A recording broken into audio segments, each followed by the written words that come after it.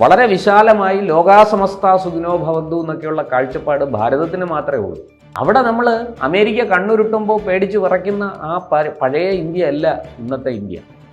ഈ വിദേശ രാജ്യങ്ങളുമായുള്ള ബന്ധത്തിൽ നമുക്കങ്ങനെ സ്ഥിരം സുഹൃത്തുക്കളോ സ്ഥിരം മിത്രങ്ങളോ സ്ഥിരം ശത്രുക്കളോ ഇല്ല.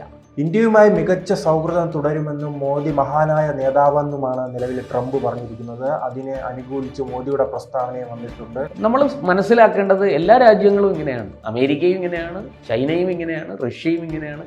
എല്ലാവർക്കും അവരവരുടെ താല്പര്യങ്ങളാണ്. ഇത് അമേരിക്കയെ മെരുക്കി ഇന്ത്യയുടെ വരുതിക്ക് നിർത്താനുള്ള ശ്രമം ഇന്ത്യ നടത്തിയേ തീരൂ. ഇന്ത്യയുമായി മികച്ച സൗഹൃദം തുടരുമെന്നും മോദി മഹാനായ നേതാവെന്നുമാണ് നിലവിൽ ട്രംപ് പറഞ്ഞിരിക്കുന്നത്. അതിനെ അനുകൂലിച്ച് മോദിയുടെ പ്രസ്താവനയും വന്നിട്ടുണ്ട്. അപ്പോൾ ഈ കുറച്ച് ദിവസങ്ങളായി നിന്ന അമേരിക്ക ഇന്ത്യ ഒരു ശീതയുദ്ധമുണ്ടല്ലോ, അത് അവസാന ഘട്ടത്തിലേക്ക് മാറിയിട്ടുണ്ടോ? അത് അവസാന ഘട്ടത്തിലേക്കൊന്നും മാറിയിട്ടില്ല. വാസ്തവത്തിൽ അതിൻ്റെ പുറകിലൊരു ചതി മണക്കുന്നുണ്ട്. ഇപ്പോൾ ട്രംപിനെ സംബന്ധിച്ച് നമുക്ക് വളരെ കൃത്യമായിട്ട് മനസ്സിലായല്ലോ ആരൊക്കെയാണ് നമ്മുടെ ശത്രുക്കൾ എന്നുള്ള കാര്യം നമുക്ക് മനസ്സിലായി. ഈ വിദേശ രാജ്യങ്ങളുമായുള്ള ബന്ധത്തിൽ നമുക്കങ്ങനെ സ്ഥിരം സുഹൃത്തുക്കളോ സ്ഥിരം മിത്രങ്ങളോ സ്ഥിരം ശത്രുക്കളോ ഇല്ല. അവിടെ നമുക്ക് നിലപാടുകളേ ഉള്ളൂ. നമ്മുടെ രാജ്യത്തിൻ്റെ സുരക്ഷ, നമ്മുടെ രാജ്യത്തിൻ്റെ അഭിവൃദ്ധി, നമ്മുടെ രാജ്യത്തിൻ്റെ നേട്ടം, ഇതൊക്കെയാണ് അവിടുത്തെ വിഷയം. നമ്മുടെ സമ്പദ് വ്യവസ്ഥ സുരക്ഷിതമാക്കുക, നമ്മുടെ അതിർത്തികൾ സുരക്ഷിതമാക്കുക, നമ്മുടെ രാജ്യത്തിനകത്ത് അന്തഛിദ്രം ഉണ്ടാക്കാതെ നോക്കുക, ഇതൊക്കെയാണ് നമ്മുടെ പ്രാഥമികമായ നമ്മുടെ ആവശ്യങ്ങളും നിലപാടുകളൊക്കെ. ഇതൊക്കെയാണ് അവിടെ അമേരിക്കയാണെങ്കിലും ശരി, ചൈനയാണെങ്കിലും ശരി, റഷ്യ ആണെങ്കിലും ശരി, നമുക്ക് ആരുമായിട്ടും ശത്രുതയുമില്ല, സ്ഥിരമായ സൗഹൃദവും ഇല്ല. അപ്പോൾ ഇത് നമ്മൾ മനസ്സിലാക്കേണ്ടത് എല്ലാ രാജ്യങ്ങളും ഇങ്ങനെയാണ്. അമേരിക്കയും ഇങ്ങനെയാണ്, ചൈനയും ഇങ്ങനെയാണ്, റഷ്യയും ഇങ്ങനെയാണ്. എല്ലാവർക്കും അവരവരുടെ താല്പര്യങ്ങളാണ്. വളരെ വിശാലമായി ലോകാസമസ്ത സുഖിനോ ഭവന്തു എന്നൊക്കെയുള്ള കാഴ്ചപ്പാട് ഭാരതത്തിന് മാത്രമേ ഉള്ളൂ. എവിടെയുള്ളവരാണെങ്കിലും ശരി, ലോകമേ തറവാട്, ഈ ലോകം മുഴുവനും ഒരു തറവാടാണ്. ഞങ്ങളുടെ ഏത് രാജ്യത്ത് ചെന്നാലും അവിടെ എല്ലാം മനുഷ്യരാണുള്ളത്. അവരോടൊക്കെ അതാണോ ഇന്ത്യയുടെ നീക്കമാണോ? കാരണം ഈ അമേരിക്കയുടെ ഭീഷണിക്ക് പിന്നാലെ തന്നെ പരസ്യമായി തന്നെ റഷ്യയുമായും ചൈനയുമായും നരേന്ദ്രമോദി അടുക്കുന്ന കാഴ്ചകളാണ് കണ്ടത്. പണ്ട് ഇന്ത്യ ഒരു ചേരാ നയം പോലെ മോദിയും പിന്തുടരുന്നിരുന്നു. കാരണം ആരെയും പിണക്കാറില്ല. ഈ ഗാസയുമായും സൗഹൃദമുണ്ട്, അതോടൊപ്പം തന്നെ ഇസ്രായേലുമായി സൗഹൃദമുണ്ട്, റഷ്യയുമായി സൗഹൃദമുണ്ട്, യുക്രൈനുമായി സൗഹൃദമുണ്ട്. അങ്ങനെ ഒരു തുറന്നു പറച്ചിലേക്ക് പോയിട്ടില്ല. നാം ചൈനയിൽ കണ്ടത് ഒരു തുറന്നു പറച്ചിലായിരുന്നല്ലോ. തീർച്ചയായിട്ടും ഇത് അമേരിക്കയെ മെരുക്കി ഇന്ത്യയുടെ വരുതിക്ക് നിർത്താനുള്ള ശ്രമം ഇന്ത്യ നടത്തിയേ തീരൂ. അതിൽ നിന്ന് അയ്യോ ഞങ്ങളതൊന്നും ചെയ്യില്ല, അമേരിക്ക അവിടുന്ന് കണ്ണുരുട്ടുമ്പോൾ വിറച്ച് മൂത്രമൊഴിക്കുന്ന ആ പതിവ് ഇനിയില്ല. അത് അങ്ങനെ പോയാൽ നമ്മൾ ഒരിക്കലും ഒരു വികസിത രാഷ്ട്രമായിട്ട് മാറില്ല.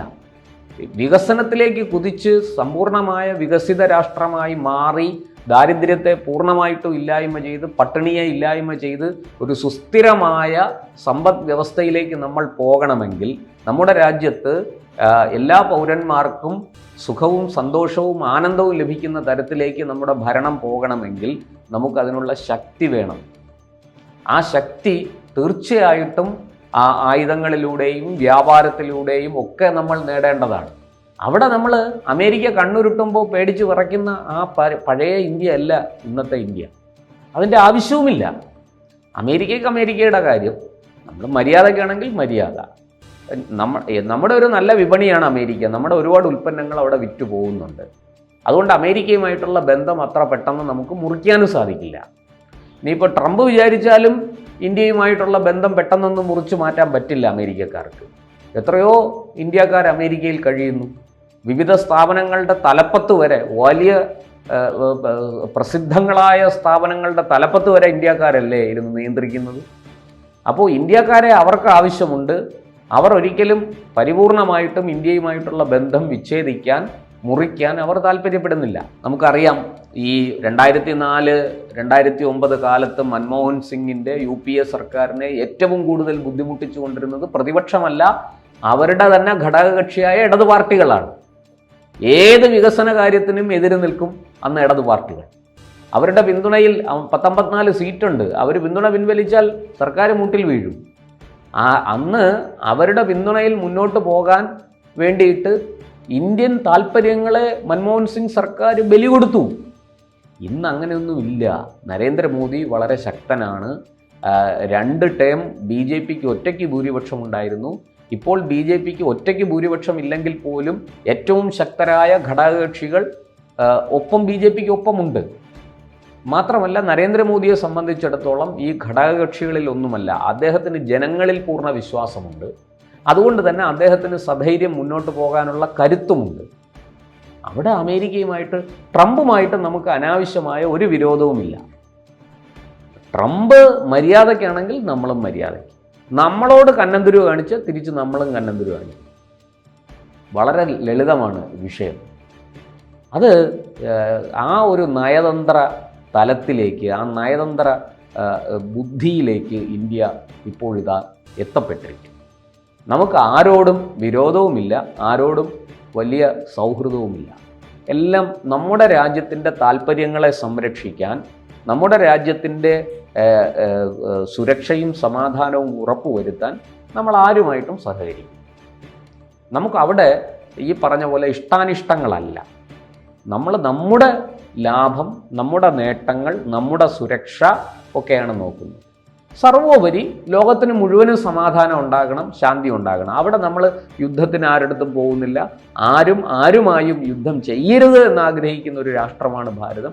പിന്നെ നമ്മളെ ഉപദ്രവിച്ചാൽ നമ്മൾ വിടുകയും. അത് ഓപ്പറേഷൻ സിന്ദൂരിൽ തെളിയിച്ചതാണ്.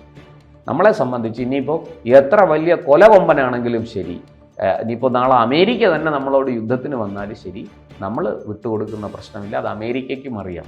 ഈ വിയറ്റ്നാമിനെയും ക്യൂബയെയും ഒക്കെ ആക്രമിച്ചതുപോലെ അത്ര എളുപ്പമല്ല. അവിടെ തന്നെ അമേരിക്ക എത്ര ജയിച്ചു എന്നുള്ളതൊന്ന് ആലോചിച്ചാൽ നമുക്ക് മനസ്സിലാവും. ചരിത്രം പഠിച്ചാൽ മനസ്സിലാവും എന്തൊക്കെ നഷ്ടങ്ങൾ അമേരിക്കയ്ക്ക് ഉണ്ടായി എന്നുള്ളത് നമുക്കറിയാം. ഈ 6-ലധികം യുദ്ധങ്ങൾ നടത്തി, 2ാം ലോക മഹായുദ്ധത്തിന് ശേഷം 6-ലധികം യുദ്ധങ്ങൾ നടത്തിയിട്ട് ഒന്നുപോലും ജയിക്കാത്ത ഒരു രാഷ്ട്രമാണ് അമേരിക്ക. ആ അമേരിക്ക ഇന്ത്യയുടെ അടുത്തൊന്നും യുദ്ധത്തിന് വരാൻ പോകുന്നില്ല. ഈ വിരട്ടലും വിലപേശലും ഒക്കെ ട്രംപിൻ്റെ അടവ് നയമാണ്. അത് കണ്ടൊന്നും ഇന്ത്യ വിറയ്ക്കാൻ പോകുന്നില്ല. നരേന്ദ്രമോദി മുട്ടുമടക്കും എന്ന് വിചാരിക്കേണ്ട. ഇങ്ങോട്ട് നല്ല വാക്ക് പറഞ്ഞു, തിരിച്ചങ്ങോട്ടും നല്ല വാക്ക് പറഞ്ഞു. അതിനപ്പുറത്തേക്ക് ഒന്നുമില്ല. ഇങ്ങോട്ട് പുകഴ്ത്തി, അങ്ങോട്ട് മര്യാദയുടെ ഭാഷയിൽ അങ്ങോട്ട് അതിന് മറുപടി കൊടുത്തിട്ടുണ്ട്. ഈ പുകഴ്ത്തലൊന്നും കണ്ട് മോദി വീഴാൻ പോകുന്നില്ല. ഗുജറാത്തിയെ കച്ചവടം പഠിപ്പിക്കാൻ അമേരിക്കക്കാർ വളർന്നിട്ടില്ല. അതിന് ട്രംപിനും ആകത്തില്ല. അത് വളരെ വ്യക്തമാണ്. അതുകൊണ്ട് ജയശങ്കർ പറഞ്ഞതുപോലെ ഇത് പഴയ ഇന്ത്യയല്ല, ഇത് പുതിയ ഇന്ത്യയാണ്. ഈ ഇന്ത്യയോട് തീർച്ചയായിട്ടും ഇടപെടുമ്പോൾ നിങ്ങൾ അതിൻ്റേതായ കരുതലുകൾ സ്വയം സ്വീകരിച്ചുകൊള്ളുക. ഇന്ത്യയെ കുറ്റപ്പെടുത്താനും ഇന്ത്യയെ പഴിചാരാനും ഒന്നും വരണ്ട. ഞങ്ങൾക്ക് ഞങ്ങളുടെ താല്പര്യങ്ങളാണ് വലുത്. ഞങ്ങൾ ഈ 140 കോടി ജനങ്ങളുടെ ക്ഷേമം അതുറപ്പുവരുത്താൻ വേണ്ടുന്ന കാര്യങ്ങൾ മാത്രമേ ചെയ്യുള്ളൂ. അതിന് വിഘാതമുണ്ടാക്കുന്ന, അതിനെ നശിപ്പിക്കുന്ന, അതിന് തടസ്സമുണ്ടാക്കാൻ വരുന്ന ഒരു ശക്തിയുമായും ഞങ്ങൾ കോംപ്രമൈസിനില്ല. അവരോട് വിട്ടുവീഴ്ചയില്ല. അത് ചൈനയായാലും അമേരിക്കയായാലും റഷ്യയായാലും. കാര്യങ്ങൾ വളരെ വ്യക്തമാണ്.